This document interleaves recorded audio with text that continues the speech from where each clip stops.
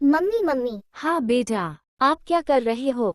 मैं माखन बना रही हूँ क्योंकि आज कृष्ण जन्माष्टमी है।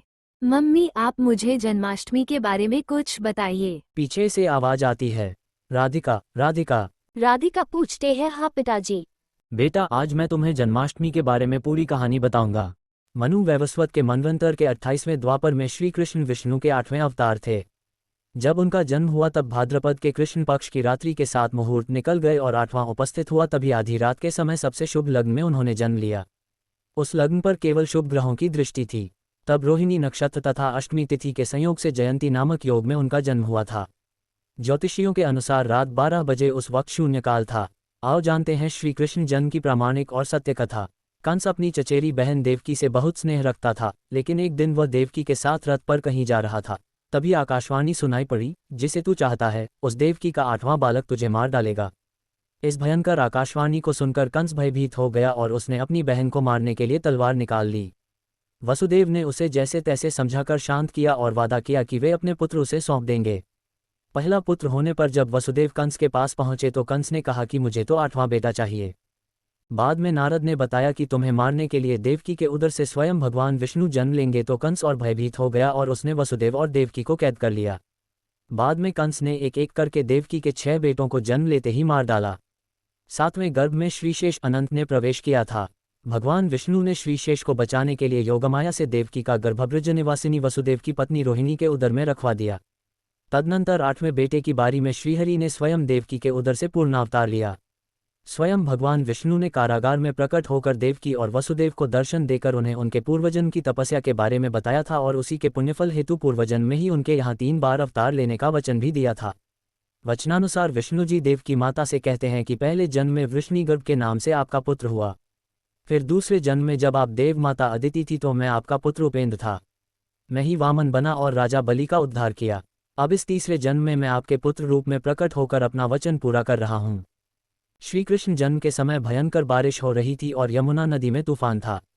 कहते हैं कि ऐसी बारिश इससे पहले कभी नहीं हुई थी।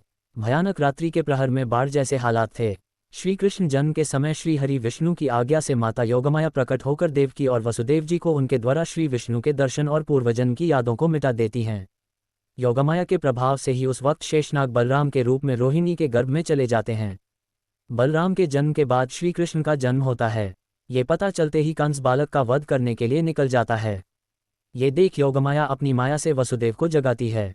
वसुदेव जागते हैं तो वह कहती हैं कि कंस के आने के पहले तुम इस बालक को लेकर गोकुल चले जाओ। वसुदेव बालक को प्रणाम करते हैं और फिर योगमाया से कहते हैं कि परंतु देवी माता मैं जाऊंगा कैसे? मेरे हाथ में तो बेदियां पड़ी हैं और चारों ओर कंस के पहरेदार भी खड़े हैं। तब देवी माता कहती हैं कि तुम स्वतंत्र हो जाओगे। गोकुल जाकर तुम यशोदा के यहाँ इस बालक को रखाओ और वहां से अभी अभी जन्मी बालिका को उठाकर यहाँ लेकर आ जाओ। योगमाया के प्रभाव से पहरेदारों को नींद आ जाती है। वसुदेव जी की बेड़ियां खुल जाती हैं और फिर वे बालक को उठाकर कारागार से बाहर निकल जाते हैं। बाहर आंधी और बारिश हो रही होती है। चलते चलते वे यमुना नदी के पास पहुंच जाते हैं।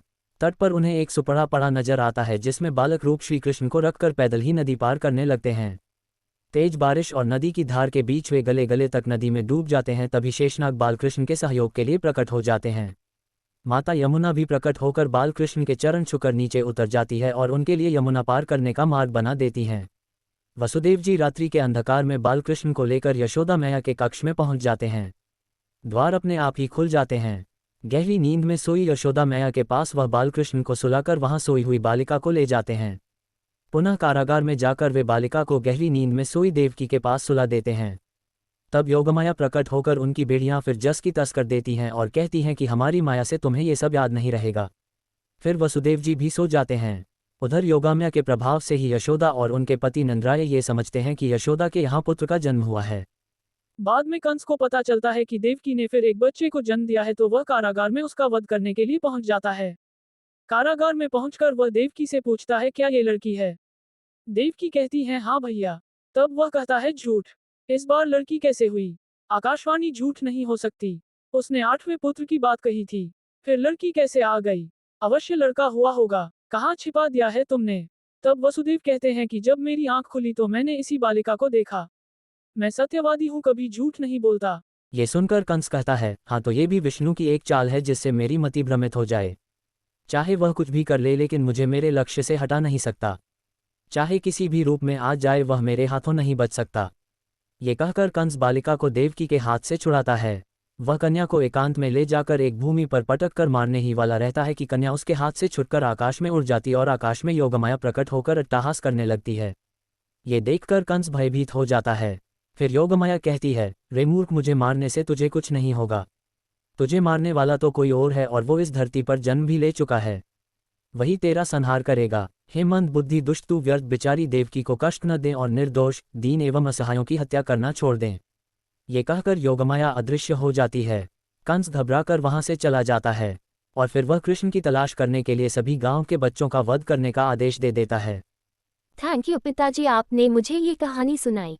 वेलकम बेटा।